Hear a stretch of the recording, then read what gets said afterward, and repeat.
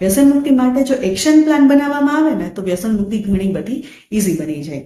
અને આ action plan બનાવવા માટે વ્યક્તિ સાયકિયાટ્રિસ્ટની અને પોતાના ફેમિલી મેમ્બર્સની હેલ્પ લઈ શકે.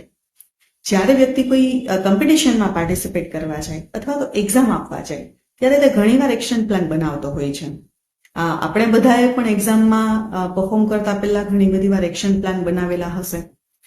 એક્શન પ્લાન એટલા માટે બનાવીએ છીએ કે જ્યારે કટોકટીની પરિસ્થિતિ આવે, જેમ કે એક્ઝામ હોય કે કોમ્પિટિશન હોય કે પછી વ્યસનની તલબ અથવા તો ક્રેવિંગ, ત્યારે વ્યક્તિ એટલું સારી રીતે નથી વિચારી શકતો. જો પહેલેથી જ એક્શન પ્લાન બનાવી લેવામાં આવે કે જ્યારે આવી કોઈ પરિસ્થિતિ આવશે ત્યારે કઈ રીતે વર્તન કરવાનું છે, અને એની માટે જો પહેલેથી જ રેડી થવામાં આવે તો એ સમયે એક્શન પ્લાનને એક્ઝિક્યુટ કરવો ઘણો બધો સરળ બની જતો હોય છે. અને પરિણામે જ જ્યારે વ્યસન મુક્તિ માટે પણ એક્શન પ્લાન બનાવવામાં આવે અને ફરીથી એવું બને કે જ્યારે વ્યક્તિને વ્યસન કરવાની ઈચ્છા થાય છે ત્યારે એ જો એક્શન પ્લાનને અપ્લાય કરવામાં આવે તો ડીલે ટેકનિકને ખૂબ જ સારી રીતે યુઝ કરી શકાય અને વ્યસન મુક્તિ પણ ઘણી બધી ઇઝી બની જાય.